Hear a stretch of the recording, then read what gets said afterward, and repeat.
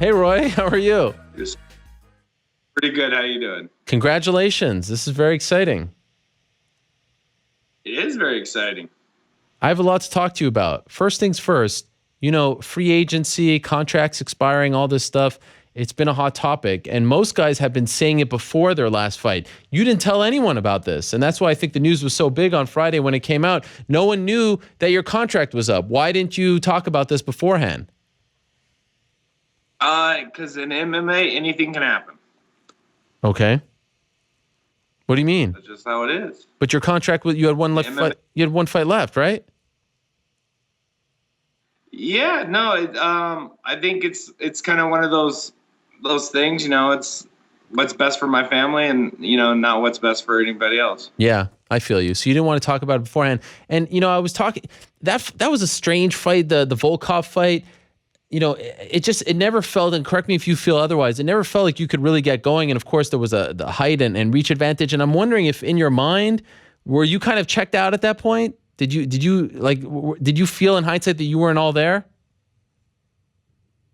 Yeah, no, it just there's a lot of stuff that happened during that fight, and then like fight camp and stuff. So for me, it was just kind of just I just wanted to fight, and as you saw, Volkov didn't want to fight. And then, it's just kind of one of those things.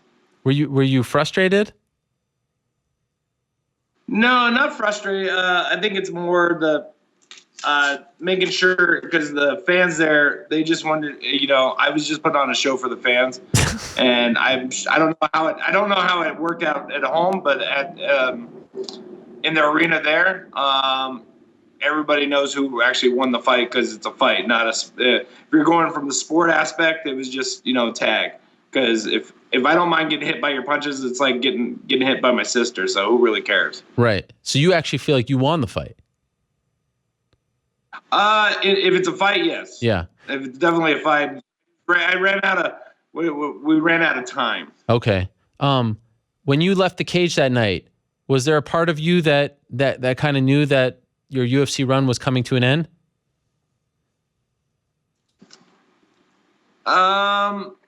Not really. I think it was more of just kind of understanding, what's best for my family. I think I went back and talked to my wife, and then we kind of went from there to see what we needed to do for quality of life. Okay. And usually, go ahead. Just quality of life, just, things that would improve our life, from stress to, just the stuff that I've been through, because you look old when you start this MMA game. Are you stressed? Not right now, no. No, but were you stressed in the UFC? Yeah, no, I had always have stress. Everybody complained about my weight. I was a stress eater.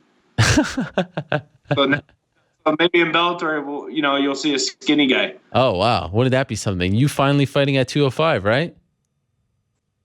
That's to get rid of that stress eating, Usually when contracts expire, as you may know, there's a 3-month exclusive negotiation period, but it doesn't appear as though that was the case with you, because you fought in April and we're only, end of May. The 3 months would be July. So how were you able to sign so quickly with Bellator? Easy, pull some strings, you put some, in MMA, anything can happen. There's just a lot of things that just went in through a whole bunch of things in turmoil. And, for myself, I wanted to work with Scott Coker, and made that happen. Why did you want to work with Scott? I'm sorry, what? Why did you want to work with Scott?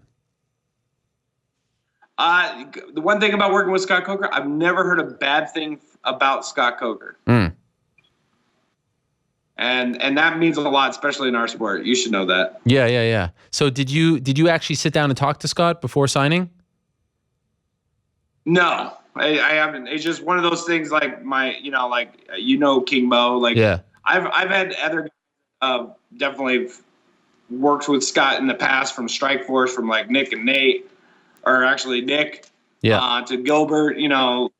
So everybody that I know that's worked with Scott has never had a bad thing to say about him. And and I've been doing this for such a long time, and I'm like, well, this is my chance to work with Scott. Let's do it.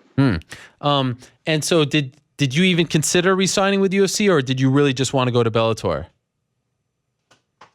No, the thing about, working with the UFC is, definitely you just, they're under new management. So there's a lot of different things that are happening.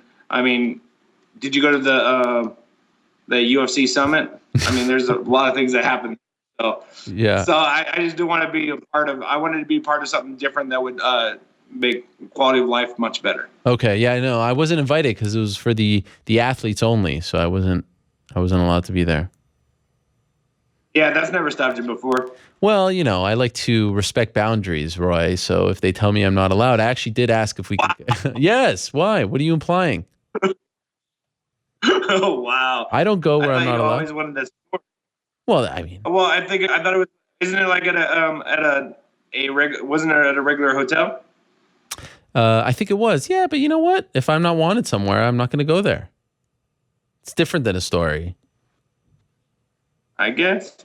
Yeah. Plus, I've worked with Mike Hogan before. That's right. And he's a man of his word. So I always appreciate a man of his word, and sticking by it. And and that's kind of my philosophy, is because your word is your bond. Since you started with the UFC, what a run it has been. Almost 8 years now since you debuted in 2009. From the get-go, almost, you butted heads with Dana White. Do you leave with any regrets? Do you wish things could have been done differently? Do you wish that you could have fought for the belt? How do you leave this chapter of your life? I think the biggest chapter I could say I left with the UFC is I've given more time to the UFC fans than any other heavyweight that's been on the roster. Wow. That's one of those things, record books. 19 fights, right? Well, but time-wise, like if you talk about how many minutes and seconds I've been in the cage, okay, I given more than any heavyweight in the I think just in the UFC roster. I think the only person right behind me is Junior Dos Santos.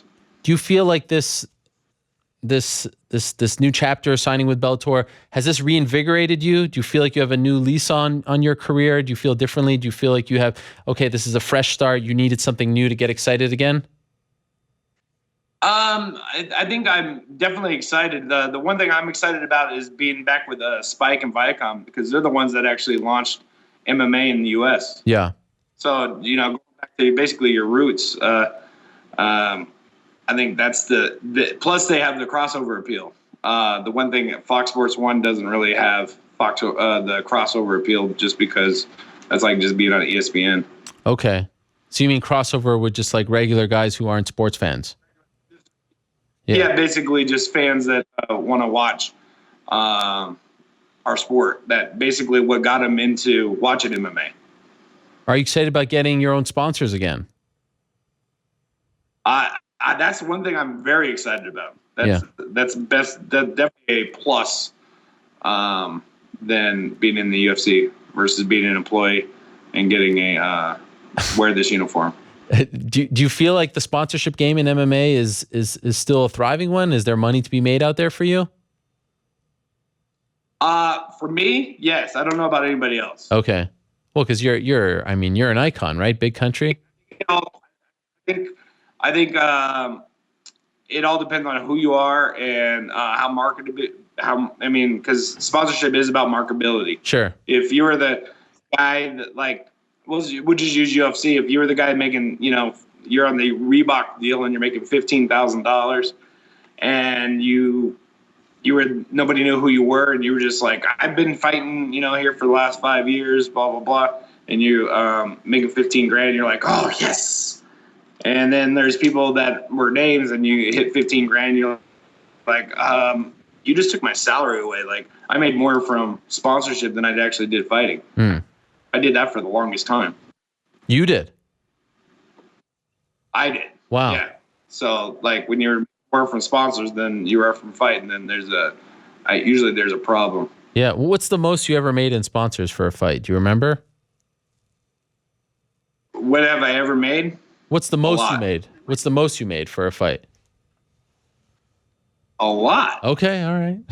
enough, enough to buy a house. All right, well done. From that one sponsorship, one fight. From the sponsorship, actually, yeah. From it'd be a cumulative sponsorship deal, yeah. And so do you have your debut date yet? Do you know when you're going to debut? Do you know who you're going to fight? It might be June. Was it June 24th? You might see me just pop in there. MSG?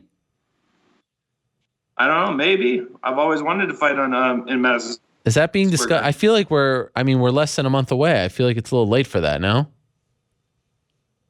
Why? I don't know. I feel like the card is full. Don't you have such a huge reach in MMA fighting? Well, you want me to get you booked? Oh, no. Well, you don't have. I mean, I can call up Kogan or Kogan for that. What about opponent? What about I was talking about the promotion. No. I mean, like, as far as you actually fighting, what about opponent? Who do you want to fight? Like with me, the one thing I've always been for is, whoever I fight, you put in front of me, I'll fight. The one thing about, like, when I was with the UFC, I'd ask for opponents and I'd get, no, they don't want to fight you. They're scared, or they don't want to fight you.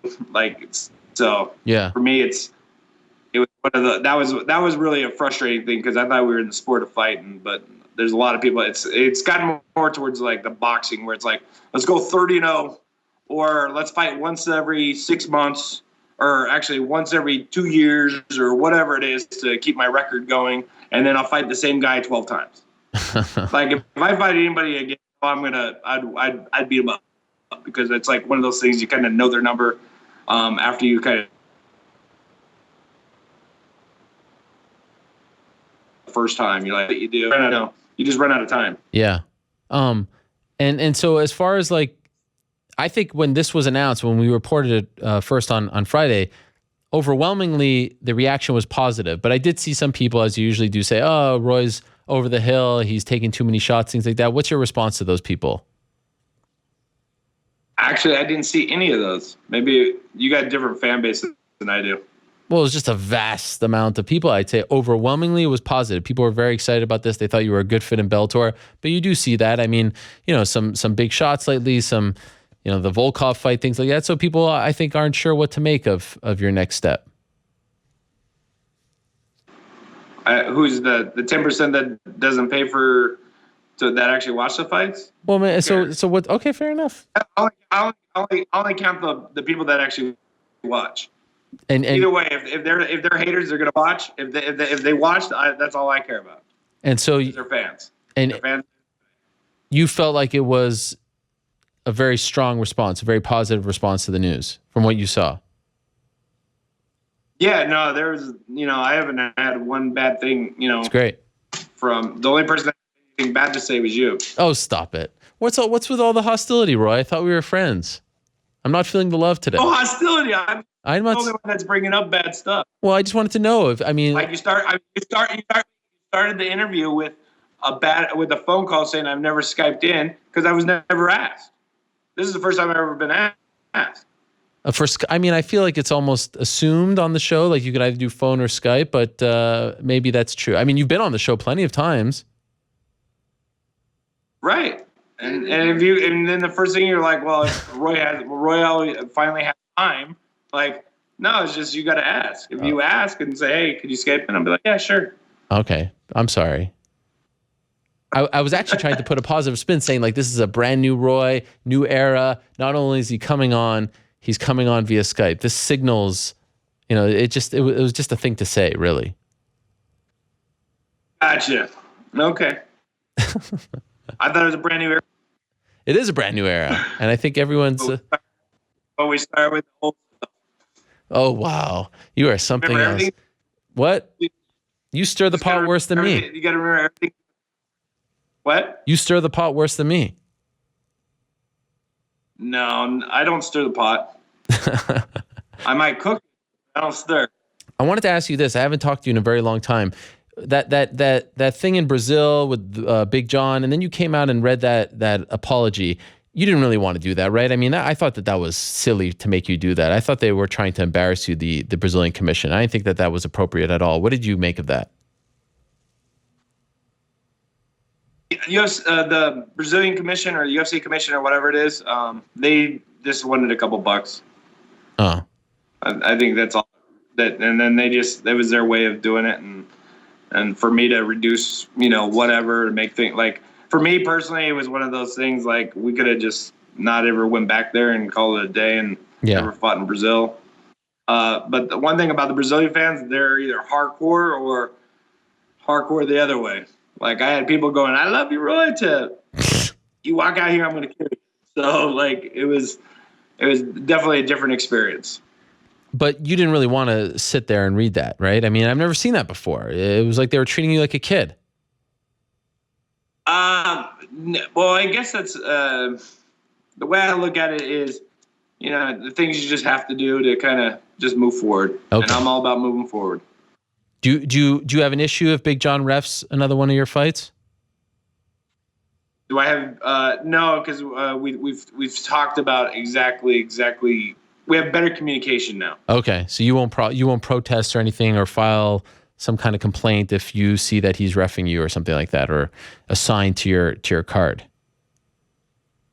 No, usually I don't even know until the day of the fight. So sure, it's not one of those things. Then I go, oh, and then I have to back in the mental state of a fight. That's annoying. That's kind of a bummer when you're there at the arena and you're trying to get ready for a fight and you have that reaction. It does, but life goes on. You just put on a show for the fans and just rock and roll. Well, I'm excited about this. Like I said, I think the vast majority of MMA fans are as well.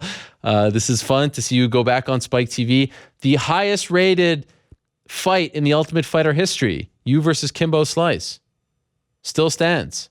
All these years.